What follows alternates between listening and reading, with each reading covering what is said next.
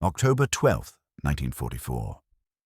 A fog so thick it tasted of wet iron hung over a narrow valley outside the village of Hillwald, Germany. The land smelled of churned earth, spilled diesel, and the distant metallic tang of cordite. Men moved through that fog like ghosts, helmets low, breath shallow, boots sloshing in churned mud. At 04:30, the air was almost still. By 0500, the silence had been scored through with the far, methodical thunder of artillery and the thin, nervous rat-a-tat of a patrol's Bren gun somewhere to their left. Private Thomas Tom Wainwright stood behind a spit of hedgerow with his palms flat against the cold dirt, feeling it sink into the seams under his fingers. He was 22, lean as a rail, and forever smelling faintly of tobacco and hospital cleaner. The sergeant had told the platoon he looked younger than he was. The lieutenant had said he wasn't fit for advanced tasks. The men in his squad called him coward, with a laugh that had hardened into something meaner over weeks of shell fire and bad rations. It wasn't a nickname born of one day. It was the slow, social death of a field reputation, because Tom had refused to shoulder a rifle. He'd refused because of what happened at Conshohocken 2 summers earlier, before the war swallowed everything, a congregation, a hymn, a pulpit, and a promise that he'd never take another man's life. He'd said he would stand and fight in other ways. He'd said he'd carry the stretcher. He'd said he'd go where the medics went. And for a time, the command had assigned him as a stretcher bearer. But the army did not easily classify men by conscience. Orders were blunt. When the company needed riflemen, the lieutenant had said, Tom carried a rifle. He kept the weight of it on his hands, but not his shoulder.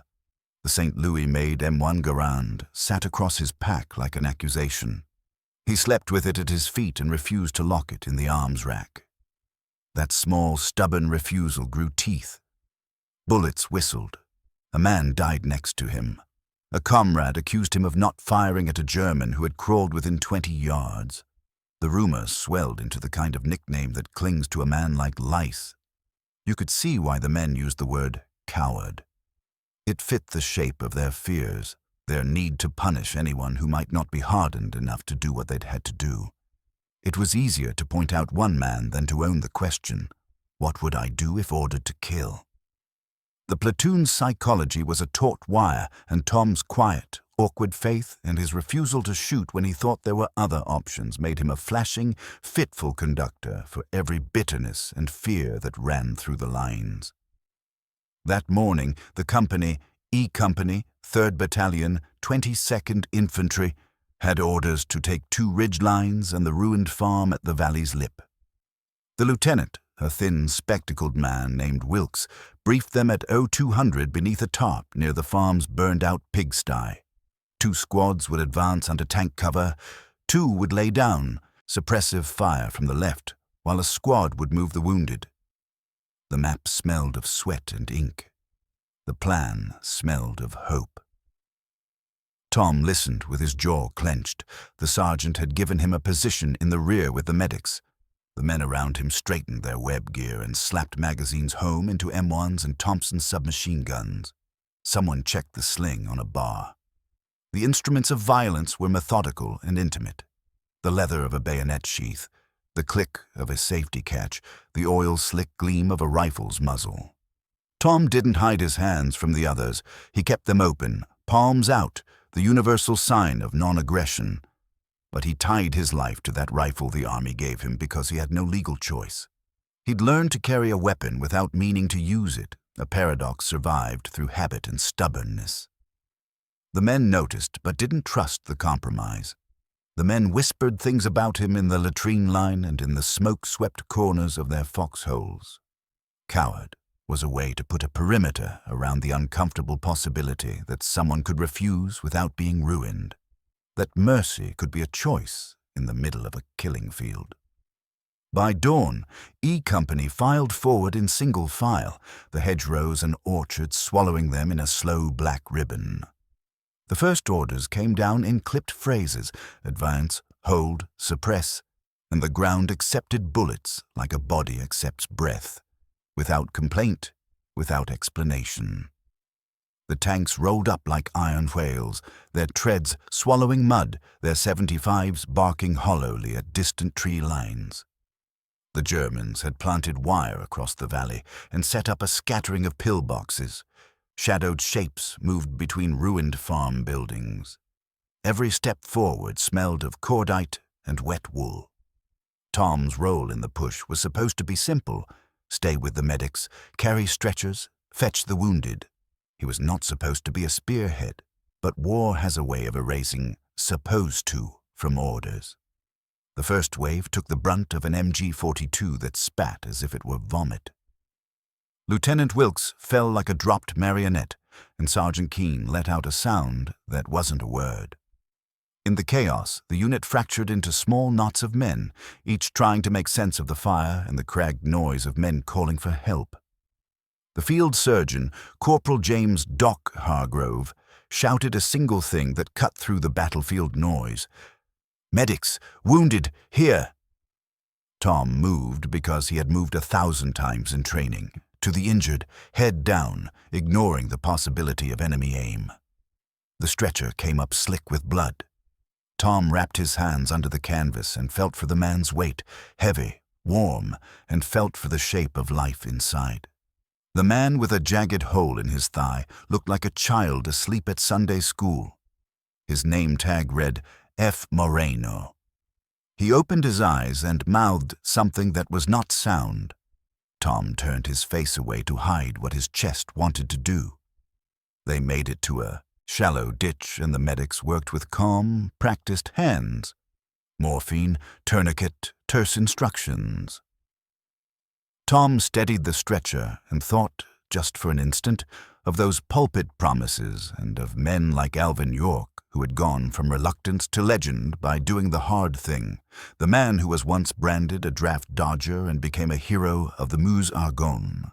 He thought, too, of Desmond Doss, the medic in the Pacific, who would not bear a rifle but who had snatched 75 men from death with his own 2 hands.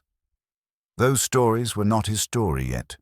They were, at that moment, a kind of forbidden map for what courage might look like if it didn't follow the familiar path of a bayonet charge. But the map and the men's jeers were separate things. As the medics worked, enemy voices rose from the ruin, a shout in guttural German, then the staccato bark of a shoulder-fired weapon. A sniper's crack sent mud into Tom's face like cold rain. He felt the rifle at his back like a stranger's touch. The platoon was pinned, men bleeding and the tanks at a distance knocking at the horizon. Somewhere a German officer's whistle cut the air. Counterattack. Orders were lost in the immediate business of surviving. Tom had been called a coward so often that the word had become a cushion. The men who used it had to believe it hard enough to make it true. But in the small, oxygen-slim space between the casualty and the whistle, in the place where breath rose and the mud kept sucking at their boots, his conscience burned away the certainty of other people's labels. He had promised never to kill, but he had also promised to save. The stanza of that vow narrowed until it was one action: move the wounded out. Whatever else war demanded of him could not be done until the living were safe. He stepped forward. His hands were steady. The rifle hung from his pack like a question. Around him men were shouting, praying, dying, and somewhere beyond the next ridge, German voices repeated the old human rhythm of confusion and fear. That morning, under a sky that matched the color of unpolished steel, the man they had called a coward began, without announcement, to make a different decision. The sky had turned the color of tin and bruised smoke by the time Tom crossed the shallow ditch. Ahead, hill-walled ridge rose like a crouched beast, its slopes gouged by shell fire and spotted with the black mouths of machine-gun nests. The company's formation had dissolved into a sprawl of scattered figures, some pressed flat behind roots and stones, others scrambling to drag the wounded. The sharp crack of the MG-42s echoed off the valley walls like nails being driven into steel. Sergeant Keene was shouting, his voice hoarse from cordite and rage. Flank left, damn it!" But no one was moving. The left flank was nothing but churned mud and wire. a killing field lit intermittently by the orange flash of tracer fire. Tom crouched behind a splintered fence post, breathing in gas fumes. Doc Hargrove was 50 yards back, his sleeves soaked red, his eyes frantic. "We can't move," he yelled. "We'll lose them all if someone doesn't take out that gun." The words hit like shrapnel. Someone didn't mean Tom. No one ever meant Tom. The coward was the man who stayed low, the one you didn't trust with your life in a firefight. But all around him, the field was an anatomy of paralysis, one man screaming for a medic, another gurgling as blood filled his throat, a third whispering a prayer to nobody in particular. Tom's eyes fixed on the source of the machine gun fire, a small copse of trees halfway up the ridge, smoke curling from the muzzle of a gun mounted behind a log. 3, maybe 4 Germans. A few dozen yards beyond them, a trench line, half concealed by fog. Between him and that ridge lay an open stretch of ground so exposed it might as well have been a stage. Something changed in the rhythm of the gunfire. The MG-42 hesitated, jammed or reloading, and for an instant, the valley went quiet. In that pause, Tom's heart found a clarity that felt almost holy. He thought of the faces of the men behind him, Moreno, half conscious, Doc Hargrove, already low on morphine, Keene, shouting himself hoarse into the smoke, every one of them counting on someone else to do the impossible. Tom moved. He dropped his rifle into the mud and slung his medic's bag across his chest. He could hear the sergeant behind him. "Wainwright, what the hell are you doing?" But his boots were already sinking into the field, his body a streak against the gray. Bullets snapped through the air like hornets. The ground spat clods of dirt up around his knees. He felt something tug at his sleeve, a near miss, and then another slug punched through the strap of his pack, the impact spinning him half around. He didn't stop. He kept running until he dove headlong into a shallow crater at the ridge's base. Inside the crater, the world shrank to breath and heartbeat. His hands shook as he tore open his pack, bandages, sulfur powder, morphine ampules, and realized none of it would matter if he didn't silence that gun. He looked up. The nest was less than 20 yards ahead, its gunners shouting to each other in German, frantic to clear their jam.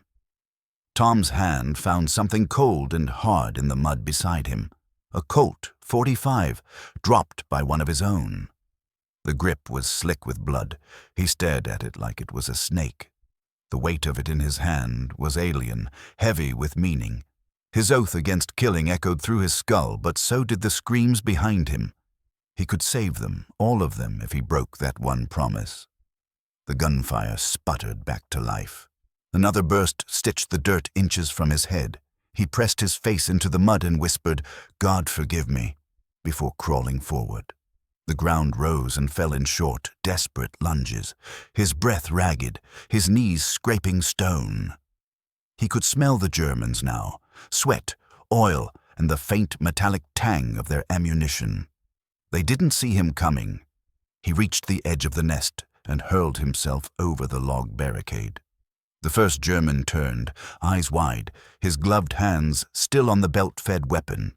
Tom swung the Colt reflexively and fired once. The report was deafening, a physical blow. The man fell backward, his face a pale mask of disbelief. The second soldier lunged for a bayonet.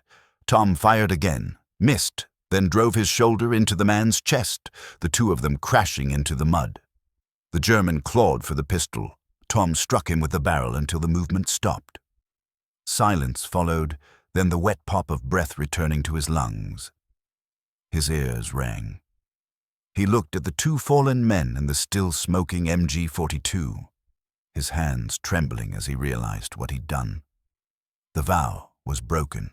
The thing he'd feared most, the taking of life, had happened in a blur he could barely remember. He wanted to retch, but then, over the ringing, came the faint sound of shouting. American voices. "Move up! Move up!"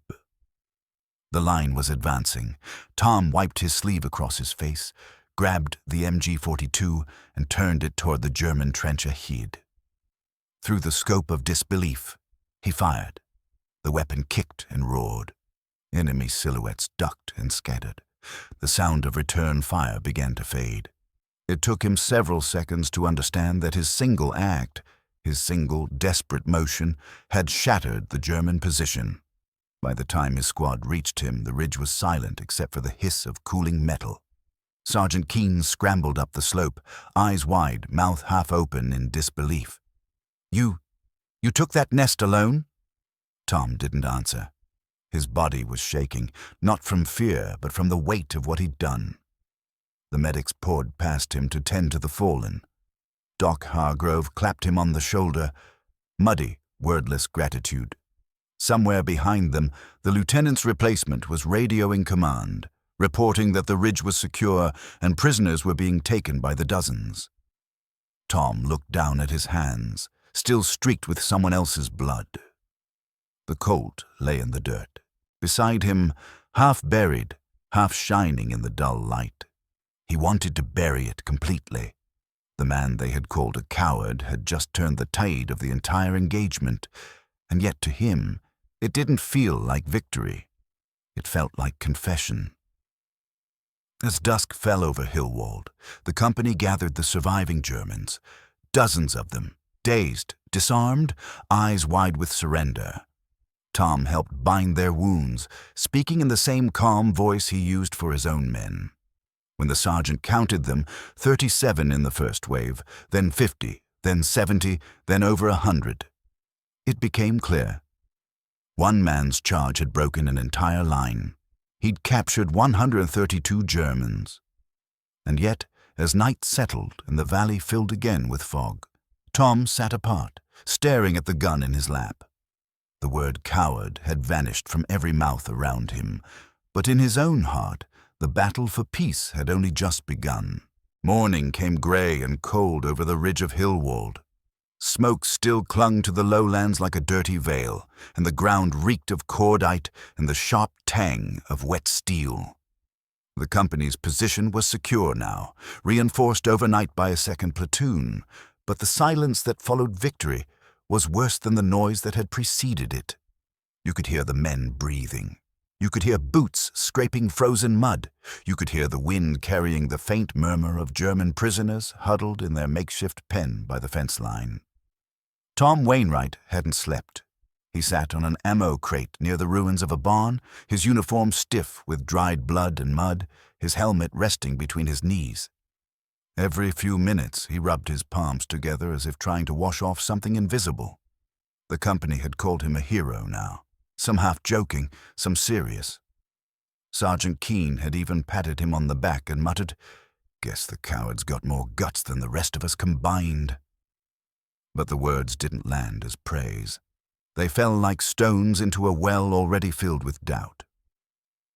Doc Hargrove found him there around dawn. The medic's face looked older in the early light, his eyes soft. "Command wants to see you," he said quietly. "Colonel's on the way up from battalion. Says he heard about—" "What happened?" Tom didn't move at first. "What happened?" he repeated, voice flat. "You mean the part where I broke my oath or the part where I killed 2 men and took 100 more prisoner?" Doc sighed. "The part where you saved 50 of ours, Tom. Maybe more. The lieutenant was dead. The line was collapsing. You did what nobody else could." Tom looked up, his eyes hollow. Maybe nobody else should have. By mid-morning, the colonel arrived, a tall man with a clean-shaven jaw and the clipped cadence of West Point. His jeep splashed mud as it rolled to a stop.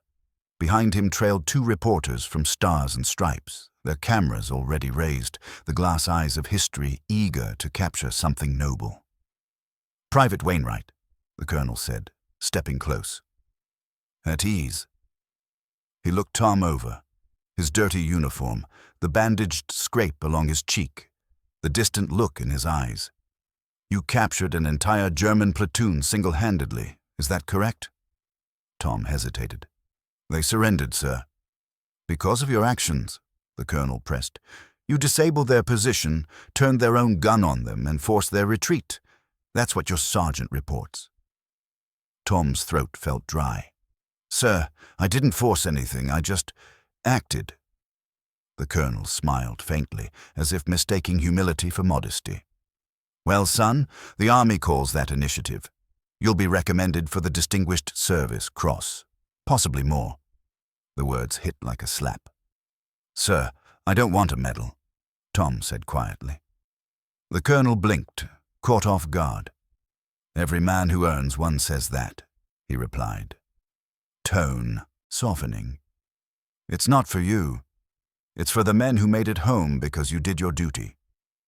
Then he turned and strode toward the waiting jeep, leaving Tom in the swirl of exhaust and the flash of a camera bulb. The reporters asked him to pose. One knee on a crate, rifle slung, chin lifted. Tom refused. "That's not my story to tell," he muttered. "Not like that." That night, when the ridge fell dark again, the campfire whispered low and steady, reflecting off the tins and helmets scattered around it. The men of E Company told and retold the story. The run across the open field, the German machine gun nest, the pile of captured weapons, the 132 prisoners. Every retelling grew larger, cleaner, easier to believe. In their version, courage had been simple, and fear had vanished the moment Tom had charged. Tom sat apart, silent, eyes on the fire. Keene passed him a tin cup. "You know, Wainwright," he said, "back home they're going to write about this. Coward turns hero. Has a nice ring to it." Tom looked up, the firelight catching the wet rim of his eyes. "You think that's what this is, Sergeant? Heroism?" Keene shrugged, half smiling. "Hell, I don't know what else you call it." Tom's gaze drifted toward the shadows where the captured Germans sat. Cold, hungry, terrified, just like his own men had been the day before. "I call it surviving," he said. "That's all any of us did." The conversation died there, swallowed by the pop of burning wood. A week later, E Company was pulled back from the front to regroup. Letters and reports moved up the chain. Tom's name appeared in dispatches alongside phrases like extraordinary gallantry and heroic initiative under fire. But inside the field hospital where he volunteered to assist, none of that mattered. He worked in silence, binding wounds, holding hands, listening to the slow, uneven rhythm of breath and morphine dreams. Sometimes, in those quiet hours between shelling and sleep, he thought about Alvin York, the Tennessee farmer who'd gone to war in 1918 refusing to kill and who came back having done the impossible. York had said later that he hadn't wanted to kill a soul, but God had shown him it was necessary to save others. Tom wasn't sure he could believe that yet. His prayers were quieter now, stripped of certainty. He asked only for understanding and forgiveness for both the men he'd shot and the men he hadn't been able to save. Doc Hargrove caught him once, kneeling by a cot, whispering into his hands. "You can't fix everything, Tom," the medic said gently. "Some things you just have to live with." Tom looked up. "That's the hardest part, isn't it?" Doc nodded. "Yeah, that's the part they don't write into the reports." By December, word of Tom's actions had reached home. Newspapers ran headlines like "Conscientious Objector Captures 132 Germans." Pastors preached sermons about courage, born of conviction. The Army sent photographers again, and this time Tom didn't hide. But he also didn't pose. He stood in the background while the company lined up for a group photo, his helmet shadowing his eyes. When the film developed, one could almost miss him, mud-smeared, expression unreadable, half obscured by fog. But if you looked closer, you'd see something deeper than pride. You'd see the weary calm of a man who had seen the edge of his own beliefs and stepped across it not for glory, but for mercy. On Christmas Eve, the chaplain held a small service in the ruins of an old chapel near the front. Snow fell through the shattered roof. Men sang Silent Night in rough harmony. Tom stood in the back, his hands clasped, his breath rising like ghost smoke. When the hymn ended, He whispered to himself, never again. He didn't mean he would never fight. He meant he would never forget that the line between courage and conscience is thin as wire and just as sharp. For every man who fights, there's another kind of battle. One fought in silence, between duty and belief, between survival and soul. And sometimes, the bravest act of all is simply refusing to let that war inside you win. March 1945. The war in Europe was tilting toward its violent finale. The snow that clung to the forests along the Rhine had turned grey with soot, the rivers swollen with melted ice and diesel runoff. Every sunrise carried a new rumor of victory. Every sunset, another list of the dead. The company had been pulled from the line for rest, but no one felt rested. Rest was a word that belonged to another world. Tom Wainwright walked the perimeter of their temporary camp, a sprawl of tents pitched among the ruins of a German village. His boots crunched over broken glass and frozen mud. Somewhere nearby, a radio crackled through static, Glenn Miller, faint and ghostly, as if the sound itself were fighting to make it through the air. Behind him, Sergeant Keene approached with 2 mugs of bitter coffee. "You look like hell, Wainwright." Tom smirked faintly. "Feels mutual." Keene sat beside him on a collapsed wall, eyes scanning the far line of trees. "Got word from HQ this morning. Your medal's official now, Distinguished Service Cross. You'll be shipped back to Paris next week for the ceremony." Tom didn't answer right away.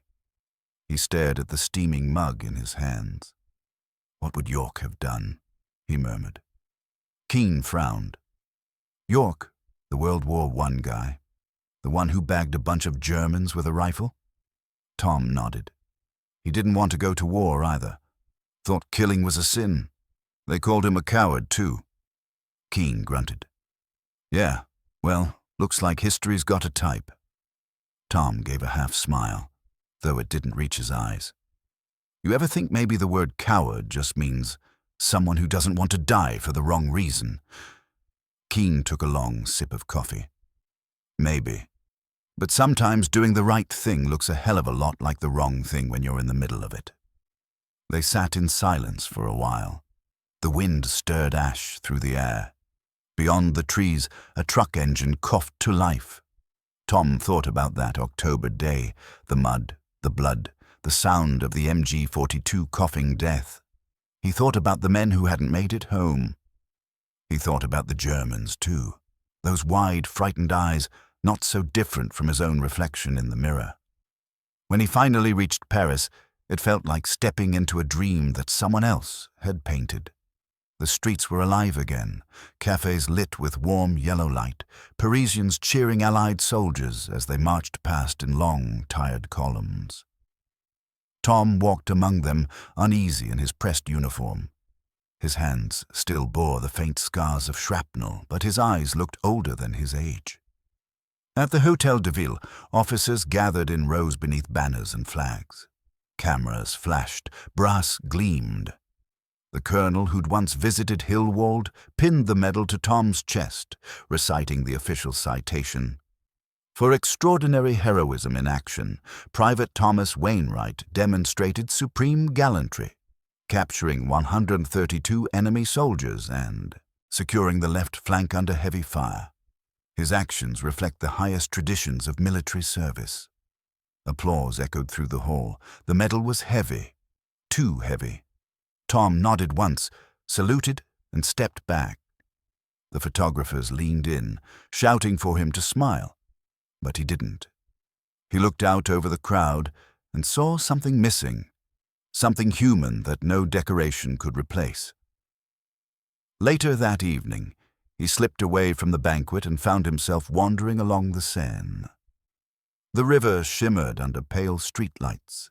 In the reflection of the water, the medal glinted faintly on his chest like a reminder of something unfinished. He thought of Alvin York again, the man who'd returned home to Tennessee, burdened by the same uneasy peace. York had told reporters he wasn't a hero, that he'd only done what he had to do to save lives. People had turned that humility into legend anyway. and now, it seemed, they were doing the same to him. Tom reached up and unclipped the medal from his tunic. He turned it in his hands, studying the cross, the eagle, the ribbon. Then, carefully, he slipped it into his pocket. "I'll wear it," he whispered to himself, "but I won't believe it." That night, he wrote a letter home, not to his parents, who would only see the headlines, but to a local pastor who'd once preached against the war. His handwriting was careful, deliberate, the ink blotting slightly on the rough army stationery. "Reverend, I don't know if I did right or wrong. They say I'm brave, but it doesn't feel like courage when it costs this much. I've learned that a man can keep his faith and still lose his peace. I used to think courage meant standing up when you're afraid. Now I think it's kneeling down when everyone else demands you fight. I've seen too much to believe that killing can ever be holy. But I've also seen that not all killing is hate. Sometimes it's the only way to stop more of it.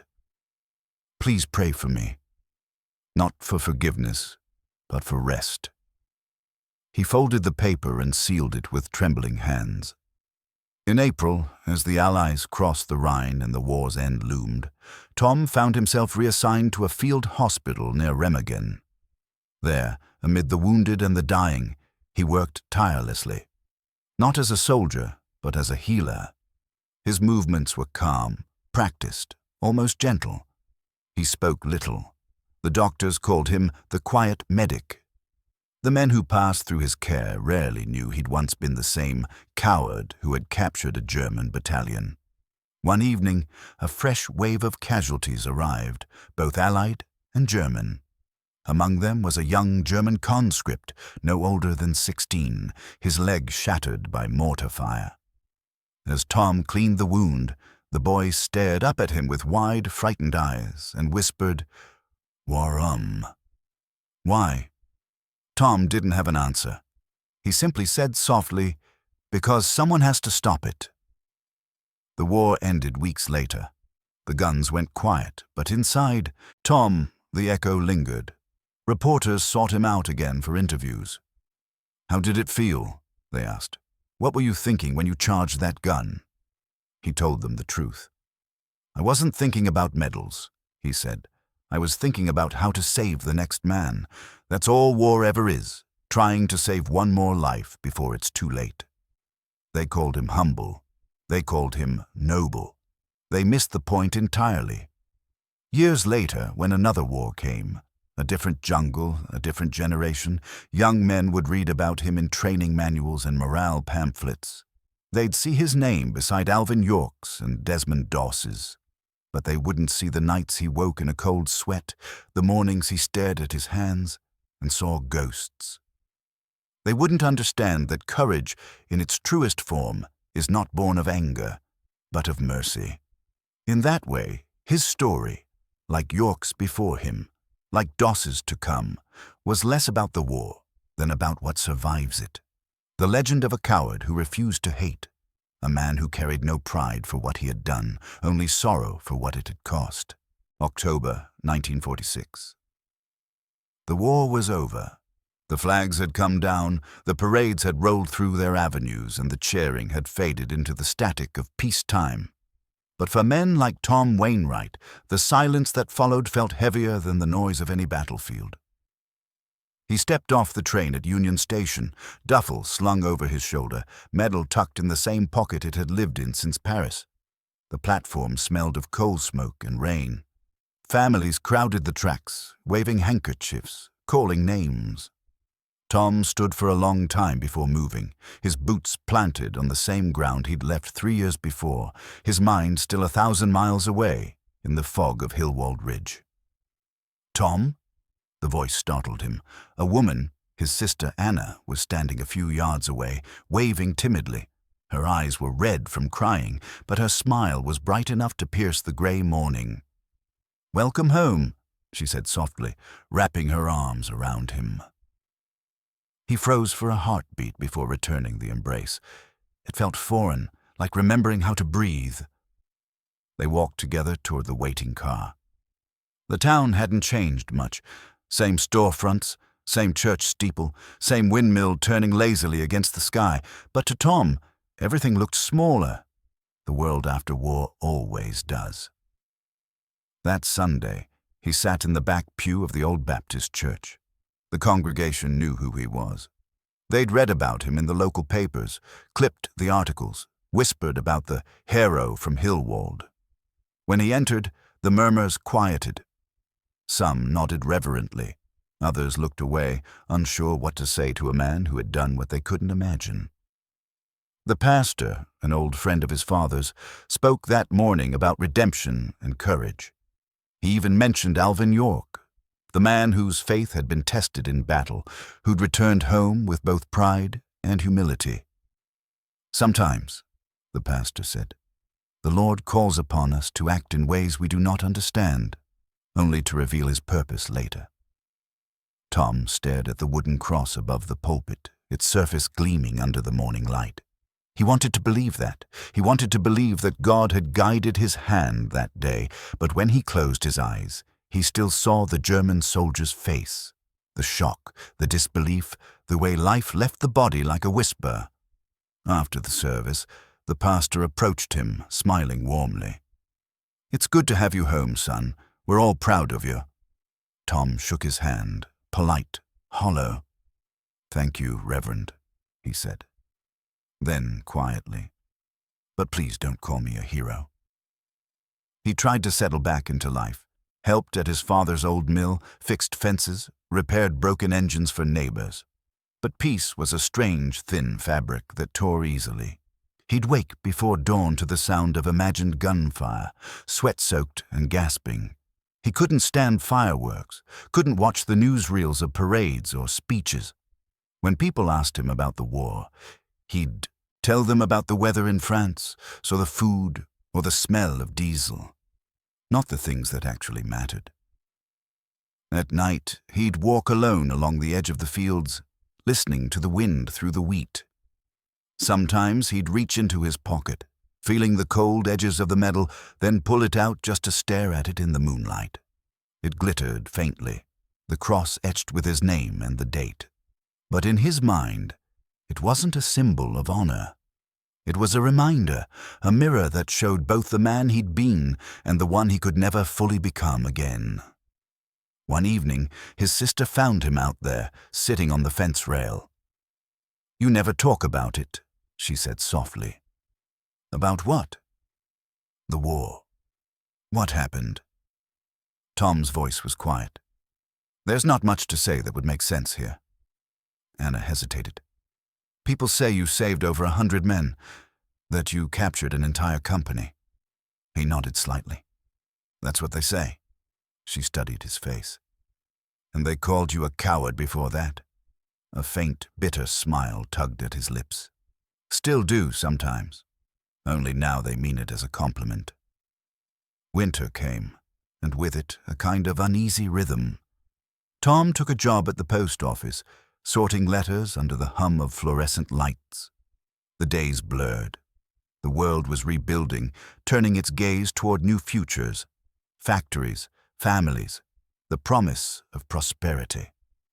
But Tom lived between seconds, caught in the quiet spaces where memory waited. One afternoon, he received a small package from the War Department. Inside was a citation, framed neatly, along with a typed letter bearing the colonel's signature. "Your valor under fire serves as an enduring testament to the strength of moral conviction in the face of mortal danger. The nation is forever in your debt." He set the letter aside and hung the frame on the wall. Not in the living room, but in the hallway near the back door, where no one would see it unless they were looking for it. In the spring of 1947, a journalist came through town to interview returning veterans for a magazine piece. He found Tom in the workshop, sleeves rolled up, sanding down an old oak table. The reporter introduced himself, notebook in hand, eager smile ready. "I want to tell your story," he said. "The story of how you overcame your fears and proved your courage on the battlefield." Tom wiped sawdust from his hands, studying the man's face. "My story isn't about courage," he said. "It's about conscience." The reporter blinked. confused. "But surely what you did, charging that machine gun nest alone, takes courage." Tom shook his head slowly. "Courage isn't the same as killing. Courage is living with what happens after." The reporter hesitated, unsure how to write that down. He left with a polite thank you, the kind reserved for people who don't fit into headlines. Later that night, Tom opened a letter from an old comrade, Doc Hargrove. The handwriting was shaky, the paper smudged with oil and coffee stains. "Wainwright, I heard about your medal ceremony. I'm proud of you, even if I know you won't say you deserve it. Funny thing, I told a new recruit about you the other day. He asked me if you were real. I told him yes, and that you were proof a man could go to war without losing his soul. Don't let that part of you die, Tom. The world still needs men like you, even if it doesn't always understand them." Tom read the letter twice, then folded it carefully and tucked it into his Bible, the same one he'd carried through France. Between its pages were faded notes, a pressed field flower, and now the words of the only man who'd ever understood him without needing to ask. As years passed, the world moved on. New wars, new names, new heroes. But in small towns and quiet churches, the story of Thomas Wainwright was still told. A man who refused to kill, yet saved lives. A man called Coward, who became a legend by accident, and when people spoke his name, they often added another, Alvin York, Desmond Doss, the lineage of faith and contradiction that stretched across generations of soldiers. Men who proved that the measure of courage is not in how many enemies one defeats, but in how deeply one clings to humanity when surrounded by hell. Tom never asked to join that lineage, but in the silence of his later years, he came to accept it, not as glory, but as witness. He had learned, as York had, as Doss would, that heroism wears many faces. Sometimes it looks like defiance. Sometimes it looks like compassion. And sometimes it looks like a man standing alone in the fog, refusing to let go of what makes him human. April 1945. Okinawa. The air was thick with humidity and death. On the sheer face of a 400-foot cliff, Hacksaw Ridge, a medic named Desmond Doss lowered man after man down to safety, using a rope tied to a wooden stretcher. Below him, the battlefield burned. Above, artillery thundered. Between the two, suspended over the abyss, hung a man who would redefine courage for a generation. Each descent was a prayer whispered into the smoke. "Lord, help me get one more." By the end of that night, he had saved 75. Desmond Doss, like Alvin York and the fictionalized Tom Wainwright before him, was a man torn between faith and duty. A Seventh-day Adventist who refused to touch a weapon, he was labeled a coward, mocked by his peers, even threatened by his commanding officers. Yet when the time came to face hell itself, he didn't flinch. He ran into the gunfire, not with bullets, but with bandages. To understand Doss, and those like him, you have to look back to men such as York, who had fought their wars decades earlier under similar clouds of doubt and faith. In 1918, Alvin York had walked into the Argonne Forest with a Bible in his pocket and hesitation in his heart. He didn't believe in killing, but when his unit was ambushed and his comrades lay dead or wounded, York acted, not out of hatred, but out of conviction. He captured 132 German soldiers almost single-handedly, his name forever etched in history as a symbol of reluctant heroism. Both men, York and Doss, stood at the crossroads of belief and battlefield. Their weapons were different. York carried a rifle reluctantly. Doss carried none at all. Yet both shared the same unyielding courage to do what conscience demanded, even when the world called them cowards. Tom Wainwright's story, though never written in history books, echoed that same truth. He was every man who ever faced the impossible decision of staying true to his beliefs while surrounded by chaos. His fictional journey mirrors the moral heart that beat within real men like York and Doss, whose faith didn't make them weak. it made them immovable. For York, the test came with the sound of machine guns rattling through the French forest. For Doss, it came with the screams of wounded soldiers echoing across a ridge in Okinawa. For both, the answer was the same. Serve, but do not surrender your soul. Doss's Medal of Honor ceremony was a quiet affair compared to the thunder of the battlefield. He stood before President Harry S. Truman in 1945, the faint tremor in his hands betraying the exhaustion of what he'd endured. Truman looked him in the eye and said, "I'm proud of you. You really deserve this. I consider this a greater honor than being president." Doss bowed his head humbly. "Thank you, sir. I just did what was right." That simple statement carried the weight of generations, because for every man like Doss or York, there were thousands more. Nurses, medics, stretcher-bearers, chaplains who fought not with bullets but with mercy. They too were soldiers. Their courage was quieter but no less fierce. The press often tried to mold these men into neat legends, heroes defined by singular acts. But their true strength lay in the moments no one saw. York's tearful prayers before the Argonne assault. Doss's trembling hands tying another bandage in the dark. Wainwright's long walks under the stars after the war, trying to make peace with himself. These were not the moments of glory, they were the moments of grace. In an age when victory was measured by destruction, these men measured it by preservation. In a world obsessed with might, they proved the might of conscience. And that, perhaps, is why their stories endure. Because they remind us that courage does not belong solely to those who wield weapons, but also to those who dare to stand unarmed before the storm.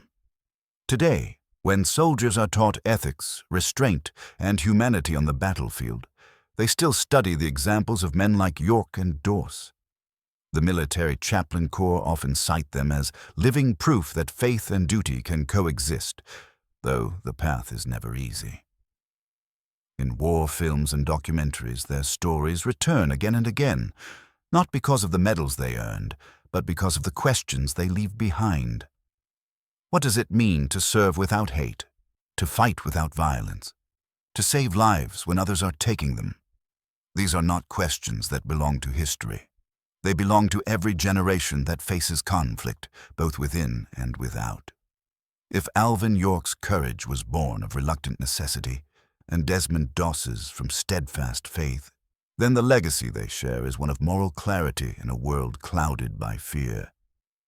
York once said, "A fellow can't always stand still and let the other fellow shoot at him." Doss might have answered, "A fellow can always choose not to shoot back." Different philosophies, same heart. Their courage shaped a lineage, a spiritual brotherhood of soldiers who saw humanity even in the enemy, who chose mercy when others chose vengeance. From the muddy trenches of France to the blood-soaked cliffs of Okinawa, their stories bridged 2 world wars and one eternal truth: that faith, when tested by fire, does not burn. It refines.